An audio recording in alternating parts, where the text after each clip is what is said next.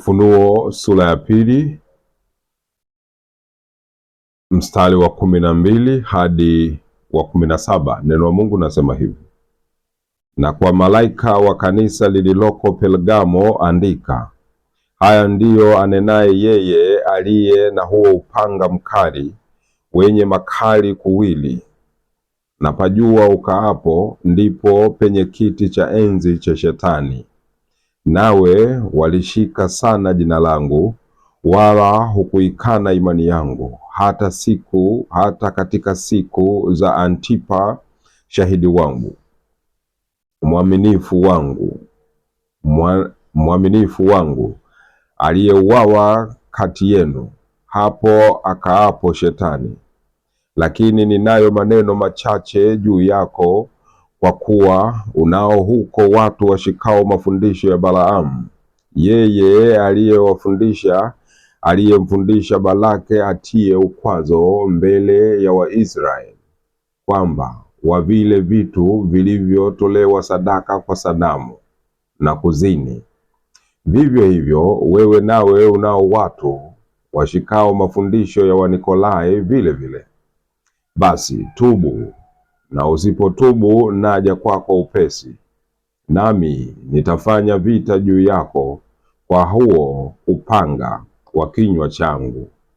Yeye aliye na sikio na alisikie neno hili ambalo Roho ayaambia makanisa. Yeye ashindaye nitampa baadhi ya ile mana iliyofichwa, nami nitampa jiwe jeupe, na juu ya jiwe hilo limeandikwa jina jipya asilolijua mtu ila yeye anayelipokea. Bwana Yesu asifiwe. Damu ya Yesu Kristo, imani yetu, tumaini letu. Neema na iwe kwako, na amani na rehema na fadhili kutoka kwa Bwana, kwa Baba Mungu wetu, na kwa Bwana wetu Yesu Kristo. Amen. Mungu ametupa neema ya kufanya kazi yake, na hii ndiyo nguvu ya Mungu ndani ya mioyo yetu, kuhubiri habari njema kwa watu wote ulimwenguni kote kwa ajili ya uzima wa milele. Tunahubiri injili ya Bwana wetu Yesu Kristo kama yeye mwenyewe alivyotukomboa kwa mwili na damu yake, ili sisi tuwe wana wa Mungu. Kwa hiyo tunahubiri injili kwa Wakristo, kwa watu wote, ili wamwamini Kristo, waitumaini damu yake na jina lake kwa njia ya imani, tuulisi uzima wa milele. Tunamhubiri Yesu Kristo aliyesulubiwa. Hatuhubiri Yesu mwingine ambaye hakusulubiwa kwa ajili ya dhambi ya ulimwengu. Huyo hatuwezi kumhubiri, kwa kuwa yeye hakuchukua dhambi ya ulimwengu, wala hakuteswa msalabani, hakufa, hakuzikwa, na siku ya tatu hakufufuka. Huyo hatuwezi kumhubiri. Lakini sisi tunamhubiri Yesu Kristo aliyesulubiwa msalabani, akafa, akazikwa, na siku ya tatu akafufuka. Kwa damu yake tumeoshwa dhambi, tumehesabiwa haki bure kwa neema. Huyo ndiye tunayemhubiri, na hiyo damu ndiyo tunayehubiri, na huo mwili wake ulioteswa msalabani ndiyo tunauhubiri. Basi Mungu akupe neema ya kuweza kusikiliza mahubiri haya na kuweza kumwamini Bwana wetu Yesu Kristo. Malaika wa Mungu anasema katika kanisa la Pergamo. Hili ni kanisa la Pergamo.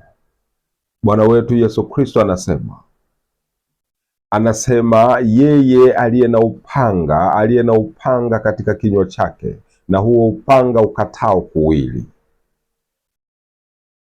Bwana wetu anaambia makanisa kwamba napajua unapokaa napajua, unakaa mahali ambapo Shetani ameweka kiti chake cha enzi. Ndipo penye kiti chake cha enzi Shetani. Na wewe mwanangu unakaa hapo, wewe kanisa langu unakaa hapo, unakaa chini ya adui yangu. Kama tunavyojua, adui mkuu wa Yesu Kristo, adui mkuu wa Mungu wetu ni Shetani Ibilisi. Huyo ndiyo mpinga Kristo mkubwa. anafanya vita siku zote na Yesu Kristo, lakini hapo zamani alipokuwa amefanya vita na Bwana wetu Yesu Kristo alishindwa. Bwana wetu Yesu Kristo alimshinda, na sasa Bwana wetu Yesu Kristo amefufuka kutoka wafu, ameishinda dhambi, laana, mauti na ibilisi shetani. Naye baada ya kufufuka akapaa mbinguni, amekaa mkono wa kuume wa Baba mpaka siku ile ya mwisho atakapokuja kutuchukua. Kwa hiyo ibilisi shetani sasa hawezi kukifikia kile kichwa kikuu, yaani Yesu Kristo aliye juu, aliye hai, kwa sababu Yesu Kristo amekwisha kupaa zake kwenda mbinguni. Lakini mwili wa Kristo uko bado ulimwenguni, mahali ambapo kiti cha enzi cha shetani kiko, na yeye anaishi hapa. Shetani ibilisi, yeye ni mungu wa dunia hii. Kwa hiyo mwili wa Kristo uko duniani. Kwa sababu amemshindwa Bwana wetu Yesu Kristo, sasa anawafuata watoto wa Mungu, watoto wa Bwana wetu Yesu Kristo, analifuatia kanisa. Kwa hiyo mipango ya ibilisi shetani ni kuwaangusha Wakristo waelekee kuzimu pamoja naye, kwa sababu amekwisha kumshindwa Bwana wetu Yesu Kristo. Sasa anatafuta Wakristo walioko ulimwenguni kote, na Bwana wetu Yesu Kristo anasema, najua ukaapo ndipo penye kiti cha enzi cha shetani ibilisi.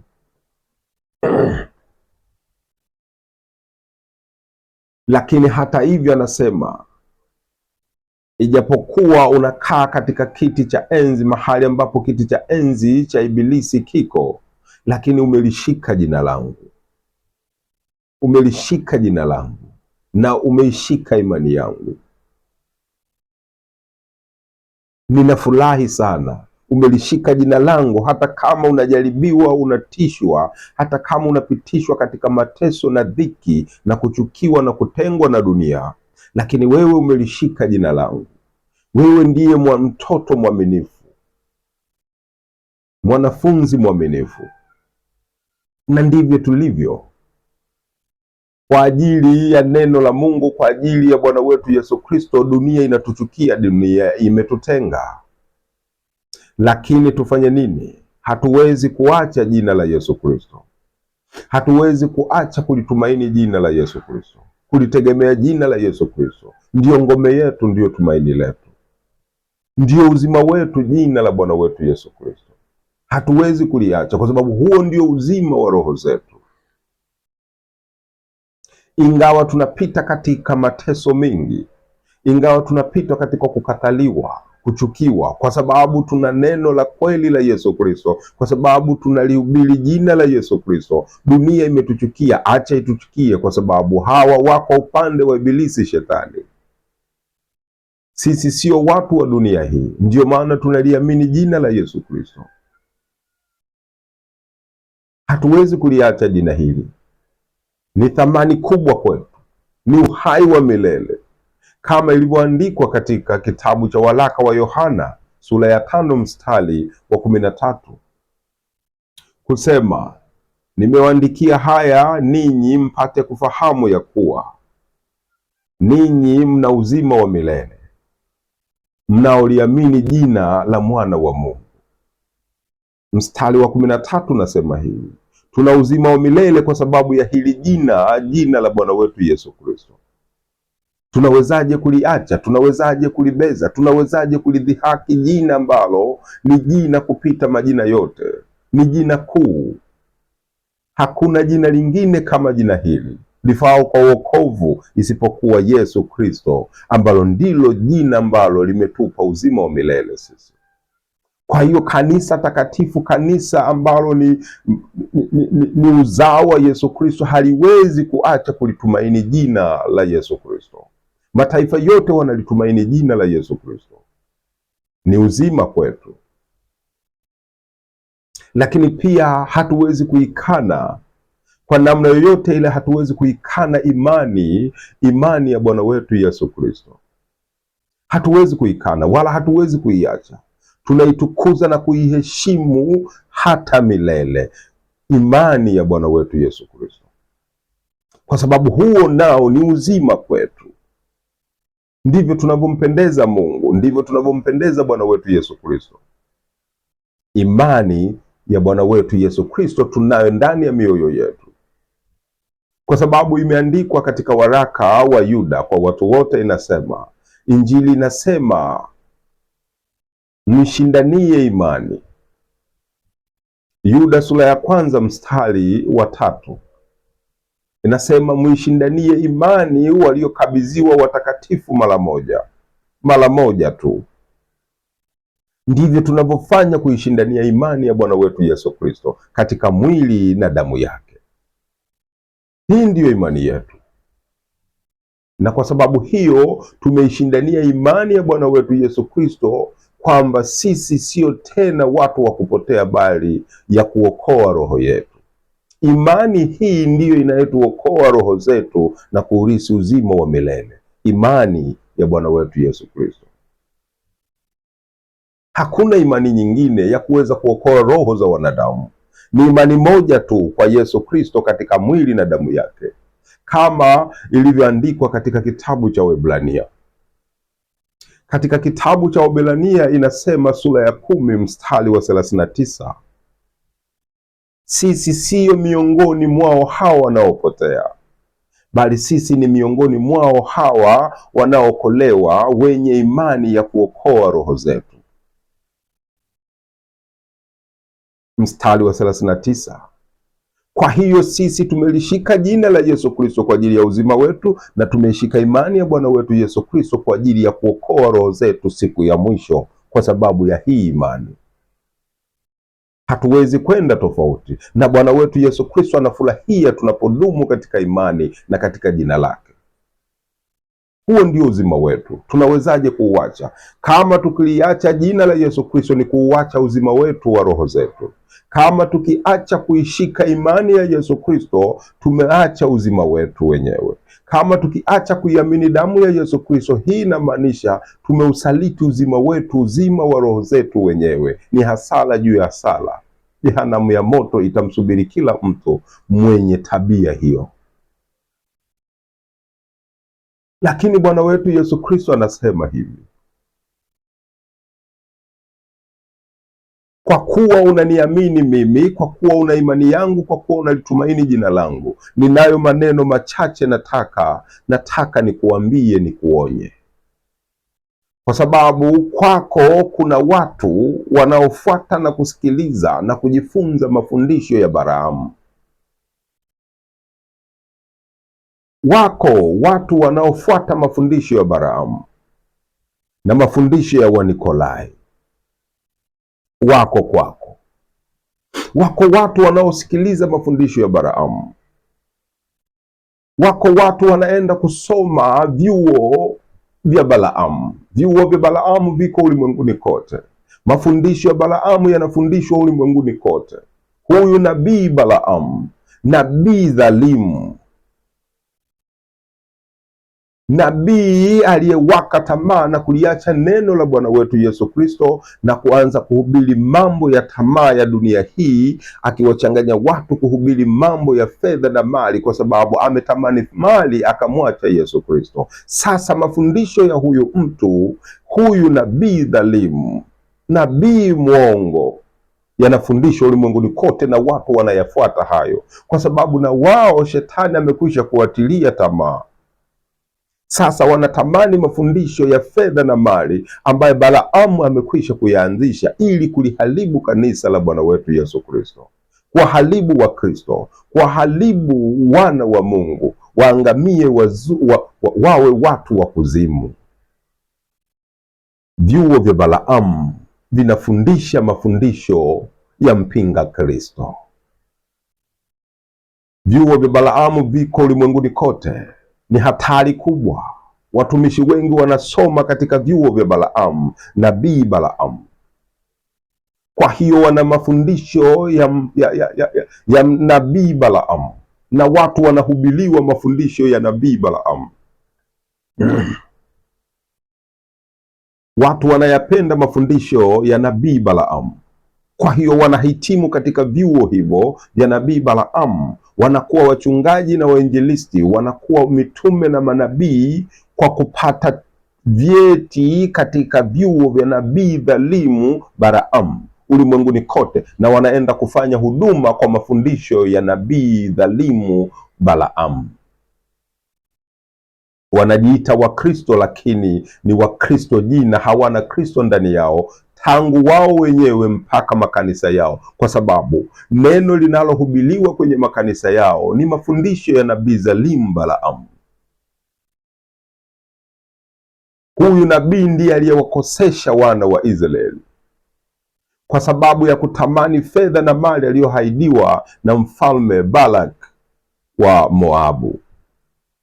Ametamani fedha na mali, ametamani majumba na magari, amehaidiwa majumba na magari, amehaidiwa fedha nyingi, utukufu wote, heshima zote.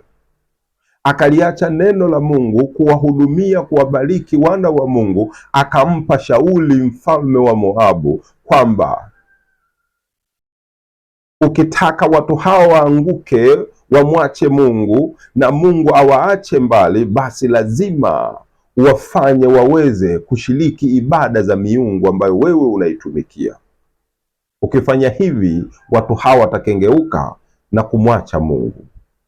Alimpa shauri hili Balak, mfalme wa Moabu. Katika kitabu cha Hesabu sura ya 25 inasema, wana wa Israeli walipokuwa wakisafiri kutoka Misri kwenda Kanani, wakaweka kambi hapo katika Shitimu, katika ardhi kuikabili katika ardhi ya Moabu. Walipoweka kambi hapo, basi kwa sababu shauri la huyu nabii Balaamu lilikuwa limeshika mashiko kwa mfalme wa Moabu Balak, kwa sababu amehaidiwa fedha na mali, sasa analiacha neno la Mungu, anawakosesha watu wa Mungu. Na ndivyo wa Moabu walivyofanya ili kuangamiza wana wa Israeli, kuangamiza kwa kumwacha Mungu wao. Wakawakaribisha katika karamu zao za ibada za miungu, wakawakaribisha hawa wana wa Israeli washiriki pamoja katika hiyo ibada zinazotolewa kwa masanamu, miungu ya kuzimu. Wana wa Israeli wakajiunga na hawa wana wa Moabu, wakajiunga, wakaenda kufanya ibada za miungu, wakala na kunywa sadaka zilizotolewa kwa miungu. Sasa kwa kula chakula kile na kinywaji kile, wakajiungamanisha na miungu, wakamwabudu mungu wa kuzimu, wakamsujudia shetani Ibilisi, wakajiungamanisha. Biblia inasema wakajiungamanisha na Baali Peori. Sasa wamekuwa wana wa Ibilisi Shetani, kwa sababu wamemwacha Mungu wao, wamejiunga na mungu huyo, wamejiungamanisha na madhabahu ya kuzimu kwa kula na kunywa sadaka za miungu. Na Mungu akaghadhibika. Mungu akasema na Musa na Haruni, watu hao wote wakaangamizwa. Na hata watu wengine, mtu mmoja akaja na mwanamke Midiani, akamuoa, akamleta katika kambi, wakati Mungu ameghadhibika. Na huyo naye Finehasi akawaua hawa watu wote. Nini maana yake? Mungu ameambia waueni watu hao wote. Sasa Israeli wameanguka kwa kufanya ibada za miungu, wamejichanganya, wamemwacha Mungu, wameacha chakula cha Mungu, wameacha kinywaji wanachopewa na Mungu. Sasa wamekumbatia kinywaji na chakula cha miungu ya kuzimu, wamejinajisi, wakamwacha Mungu. Kumbuka neno moja, wana wa Israeli wanapotolewa Misri kwenda Kanani, katika njia miaka yote 40, wanakula, wanalishwa chakula kutoka juu. Kila siku wanakula chakula kilichoshuka kutoka juu mbinguni, mana. Mana ndiyo ilikuwa chakula chao kikuu, na kinywaji kutoka juu mbinguni. Walikula hiyo mana. Ni chakula cha Baba alichowapa watoto wale katika maisha yao yote ya kumcha Mungu, na kile kinywaji cha Roho. wakakiacha chakula hicho, wakakiacha kinywaji hicho, wakageukia kumwabudu Shetani Ibilisi, wakala na kunywa chakula na kinywaji cha kuzimu, wakamuasi Mungu wao. Watu hao wakaangamizwa wote.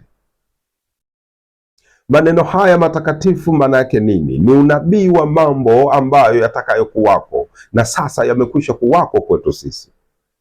Ndivyo ilivyo hata leo.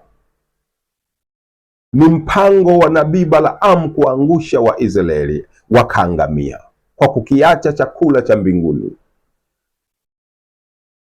na kinywaji cha mbinguni, wakaelekea kuzimu, wakaelekea kwa Shetani Ibilisi, wakaionja mauti. Chakula hicho cha Mungu kilichokuwa kikishuka kutoka mbinguni kuja kwa wana wa Israeli wakala miaka yote, hiyo mana inawakilisha Yesu Kristo. Hiyo mana ndiyo Yesu Kristo. Katika kitabu cha Yohana Mtakatifu sura ya 6 mstari wa 31 na kuendelea unasema hivi kwamba hicho chakula walichopewa wana wa Israeli kutoka juu mbinguni kilikuwa ni chakula kwa ajili ya uzima. Mungu amewapa watu wake wacha Mungu wale wanywe kwa chakula hiko, kwa kinywaji hicho. Yesu Kristo anasema mimi ndimi chakula cha uzima kishukacho kutoka mbinguni. Tusome mara moja Yohana sura ya 6. Yohana Mtakatifu sura ya 6 mstari kuanzia 31. Neno la Mungu nasema hivi: baba zetu waliila mana jangwani, kama vile ilivyoandikwa, aliwapa chakula cha mbinguni ili wale. Yesu akawaambia, amini amini nawaambieni, siye Musa aliyewapa chakula kile cha mbinguni, bali Baba yangu anawapa ninyi chakula cha kweli kitokacho mbinguni. Kwa maana chakula cha Mungu ni kile kishukacho kutoka mbinguni na kuupa ulimwengu uzima, kuupa ulimwengu uzima. Basi wakamwambia, Bwana, siku zote utupe chakula hiki. Yesu akawaambia, mimi ndimi chakula cha uzima. Yeye ajaye kwangu hataona njaa kabisa, naye aniaminie hataona kiu kamwe. Bwana wetu Yesu Kristo anatujulisha kwamba mana waliopewa wana wa Israeli kutoka mbinguni ilikuwa ni mfano, sura yenyewe ni Yesu Kristo mwenyewe. Kwa hiyo anasema chakula kinachotoka mbinguni kuupa ulimwengu ni chakula ambacho kwa ajili ya uzima wa milele ni Yesu Kristo mwenyewe. Lakini anaendelea anasema tena, tusome mara moja zaidi. Mstari wa 51 anasema hivi: mimi ndimi chakula chenye uzima kilichoshuka kutoka mbinguni. Mtu akila chakula hiki ataishi milele, na chakula nitakachotoa mimi ni mwili wangu kwa ajili ya uzima wa ulimwengu. Mstari wa 53 anasema,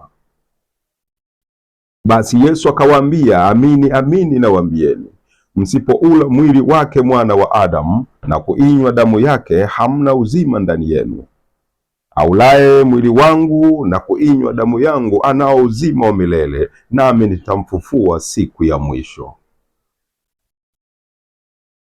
Bwana wetu Yesu Kristo anatuambia chakula cha Mungu kwa ajili ya uzima wa wanadamu wote ni kile kinachotoka mbinguni kuja ulimwenguni.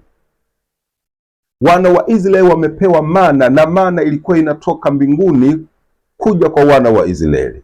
Haikutokana na wanadamu, bali ilitoka mbinguni, ilishushwa kutoka mbinguni. Wakala hiyo mana miaka yote, katika miaka yote ya kusafiri kwao.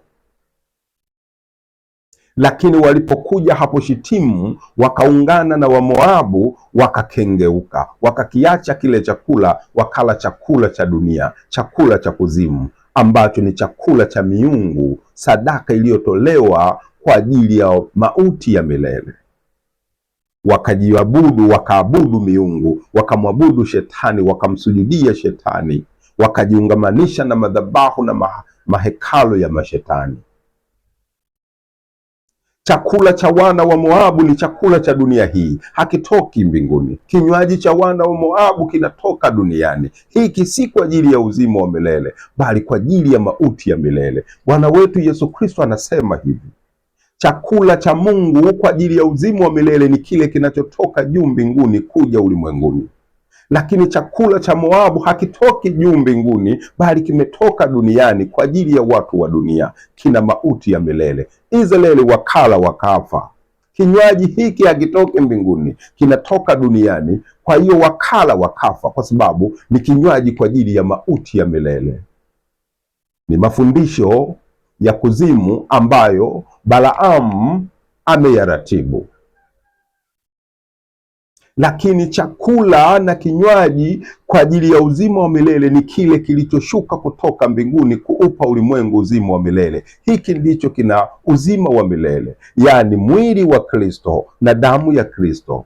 Kila mtu akila na kunywa hiyo, akiamini hiyo, ana uzima wa milele. Bwana wetu Yesu Kristo anatuambia hivi. Hii ndiyo siri ya Mungu ambayo wanadamu wanatakiwa kuhubiriwa na kuiamini ili walisi uzima wa milele.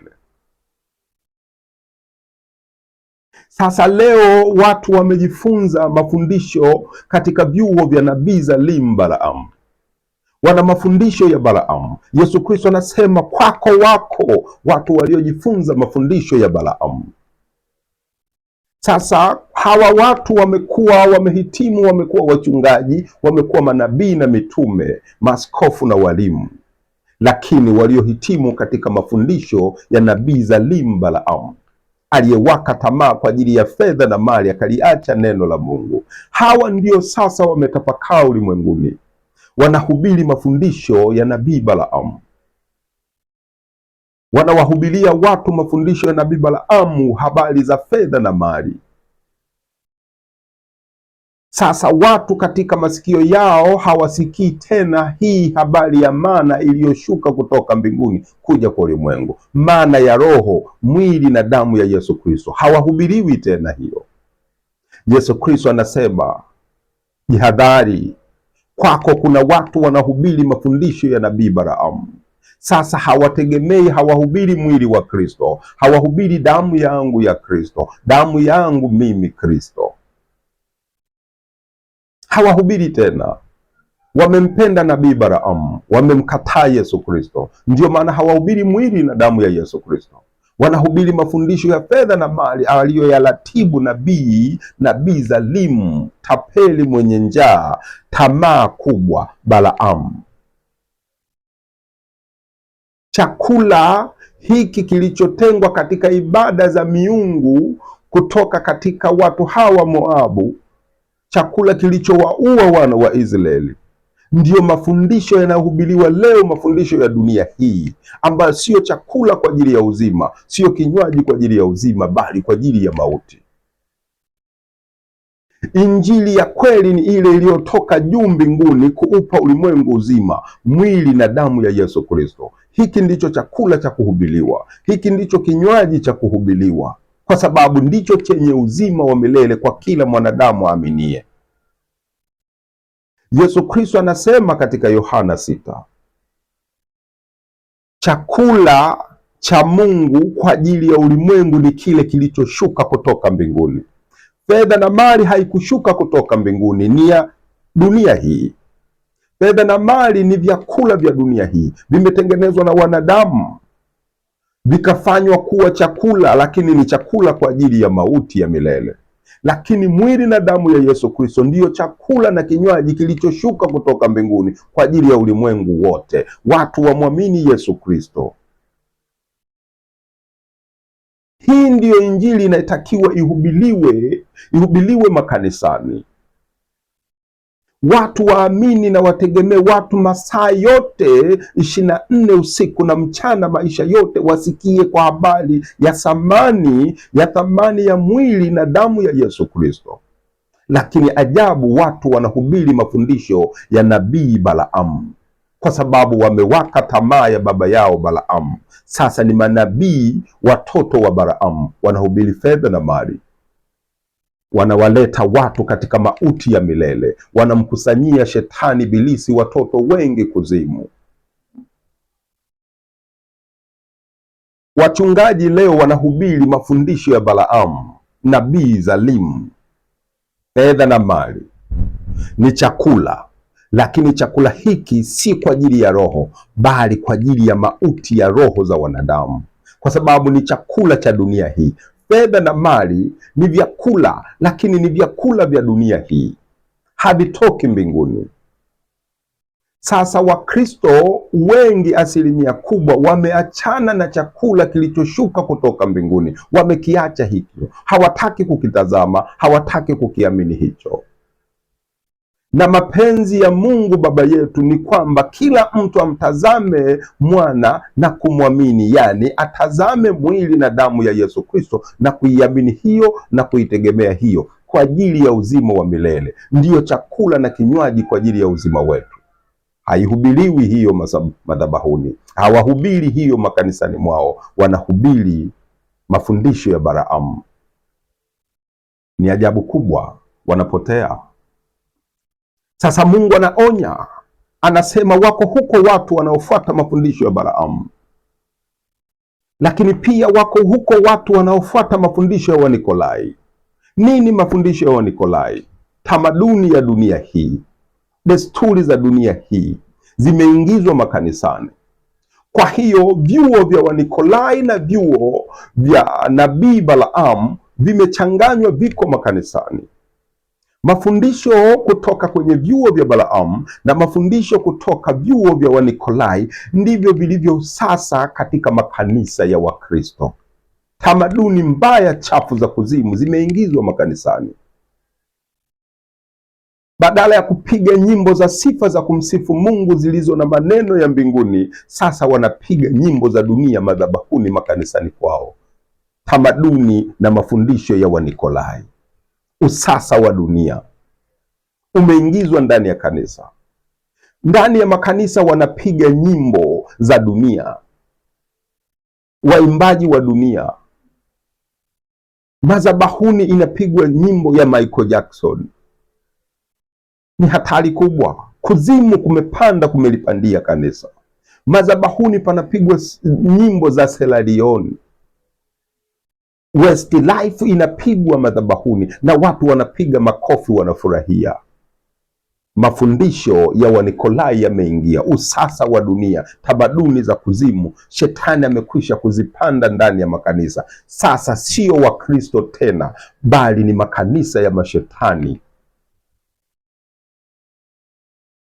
Ndani ya makanisa wanapiga nyimbo zote tamu wanavyohisi wao ni tamu za dunia hii. Wanapiga nyimbo za kuwaaga watu msibani za dunia hii. Unasikiliza, unasema hizi nyimbo wanapiga ni za dunia, ni za msiba, watu wakifa, watu maarufu, viongozi wakubwa wakifa, basi hizo nyimbo zinapigwa. Sasa zinapigwa makanisani. Unajiuliza, wanamuaga nani? Jibu napata, wanakuaga wewe unayesali katika hayo makanisa, kwa sababu umekwisha kufa. Hii ndiyo maana yake. Nimeingia kanisa moja, ninakuta wanapiga nyimbo ya See You Again. Wanamwaga hii nyimbo, wanamwaga mtu aliyekufa. Inapigwa See You Again. Wanamwaga nani? Wanakuaga wewe amba tayari umekuwa maiti, umekufa. Kwao umekufa kwa sababu ni mali ya kuzimu. Makanisa yenye mafundisho ya Wanikolai. Watu wanasali uchi siku hizi. Wanawake wanaenda makanisani wako uchi, miili yao iko uchi. Tamaduni za Wanikolai. Nguo uchi, unaonekana nje, wanavaa neti, wanasema usasa.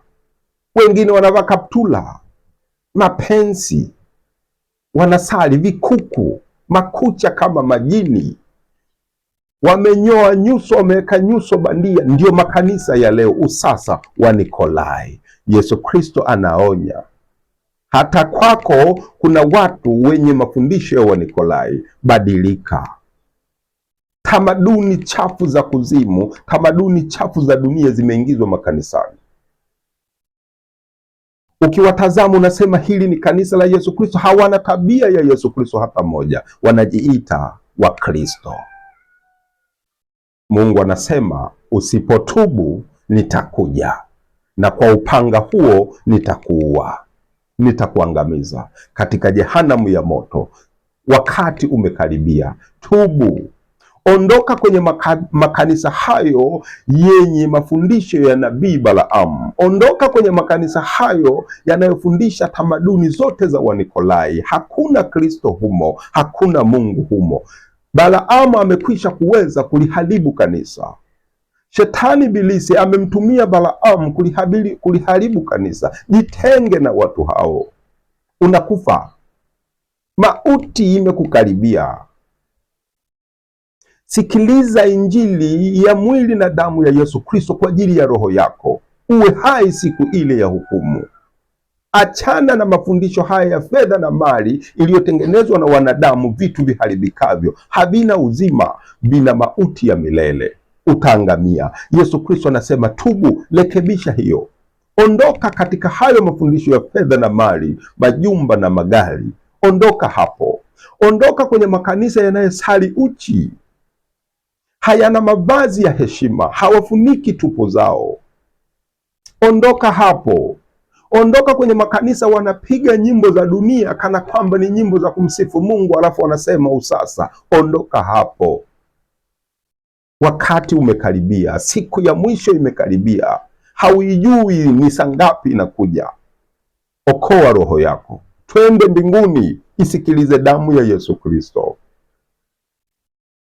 Bwana wetu Yesu Kristo anasema, yeye aliye na sikio na asikie maneno haya ambayo Roho ayaambia makanisa. Tubu, badilika, geuka, ondoka huko, njoo tusali pamoja. Sikiliza mafundisho haya, sikiliza mwili na damu ya Yesu Kristo. Penda damu ya Yesu Kristo, penda mwili wa Kristo uliokukomboa msalabani.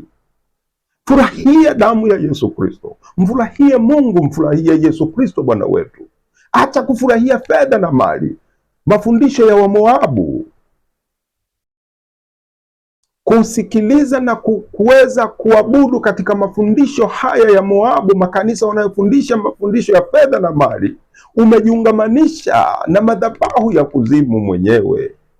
Unaabudu Shetani Ibilisi, kwa sababu amesema yoyote atakayeniabudu na kunisujudia mimi, nitampa dunia yote na fahari zote. Vyote nimepewa nimpe yoyote akinisujudia. Sasa wewe unasikiliza mafundisho ya fedha na mali katika makanisa hayo, ujue umejiungamanisha na Baali Peori, umejiunganisha na miungu, umejiunganisha na Shetani Ibilisi, mkuu wa dhambi, laana na mauti. Umeikataa damu ya Yesu Kristo. Ondoka huko. Haujui tu umejiunganisha na Mungu gani. Mafundisho ya fedha na mali siyo Injili, bali hiyo ni mauti ya milele. Ezekieli 7 mstari wa 19 anasema, siku ya ghadhabu ya Bwana hawataokoa roho zao, fedha yao na mali zao, fedha yao na dhahabu yao hazitawaokoa siku ya mwisho. Tusome mara moja zaidi. Ezekieli 7 mstari wa 19 unasema, watatupa fedha yao katika njia kuu za mji, na dhahabu yao itakuwa kama kitu cha unajisi. Fedha yao na dhahabu zao hazitaweza kuwaokoa siku ya ghadhabu ya Bwana. Hawatajishibisha roho zao, wala hawatajijaza matumbo yao, kwa sababu zilikuwa kwazo la uovu wao. Mungu anazidi kutuonyesha fedha na dhahabu, fedha na mali, majumba na magari yanayohubiliwa kwenye makanisa ni chakula. Kweli ni chakula, lakini ni chakula cha dunia hii ambacho hakiwezi kushibisha roho zao. Anasema hapa katika huu mstari kwamba hawataweza kushibisha roho zao wala kujaza matumbo yao, kwamba ni chakula, lakini ni chakula chenye sumu kwa ajili ya mauti ya milele. Hawataweza kuokoa roho zao. Roho zao zinakonda, wanahubiri fedha na mali, majumba na magari, lakini kwa ajili ya mauti yao wenyewe. Hazitaweza kuwaokoa siku ya ghadhabu, siku ya hukumu ya Bwana wetu Yesu Kristo, kwa sababu wameiacha damu ya Yesu Kristo, wameacha mwili wa Yesu Kristo. Sasa hawaujui wala hawautambui, wamejiungamanisha na mauti ya kuzimu, wamejiungamanisha na Mungu mkuu wa mauti, mkuu wa dhambi, laana, Shetani Ibilisi. Sasa wanaitafuta mauti wenyewe. kwa kutamani fedha na mali. Lakini maandiko yanasema watatupa fedha yao katika njia kuu, hazitawaokoa siku ya ghadhabu ya Mungu, watakufa. Wana wa Israeli walipojiungamanisha na mafundisho haya na chakula hiki cha Wamoabu cha kuzimu, wakafa. Na wale waliobaki na maana iliyotoka juu mbinguni, mwili na damu ya Yesu Kristo, walikuwa hai. Kaa upande huu wa Musa na Haruni, sikiliza mwili na damu ya Yesu Kristo, ishi, kwa sababu huo ndio uzima wa roho yako. Kwa nini upende fedha yenye mauti? Mungu akubariki sana. Mtii Mungu, mtii Bwana wetu Yesu Kristo, tii Bwana wetu Yesu Kristo. Ipende damu ya Yesu Kristo, penda mwili wa Yesu Kristo, hubiri mwili wa Yesu Kristo, hubiri damu ya Yesu Kristo, hubiri chakula chenye uzima wa milele, hubiri damu yenye uzima wa milele. Kwa nini unaidhihaki damu ya Yesu Kristo kwa kuhubiri fedha na mali? Umewaka tamaa ya Balaamu. Balaamu alikufa. Acha kusoma katika vyuo vya nabii Balaamu. Acha kujifunza katika vyuo vya Wanikolai. Acha kuhubiri mafundisho ya Wanikolai kwenye makanisa. Kama kweli unampenda Yesu Kristo, badilika. Neema na iwe kwako, na amani na rehema zitokazo kwa Mungu Baba yetu na kwa Bwana wetu Yesu Kristo. Amen.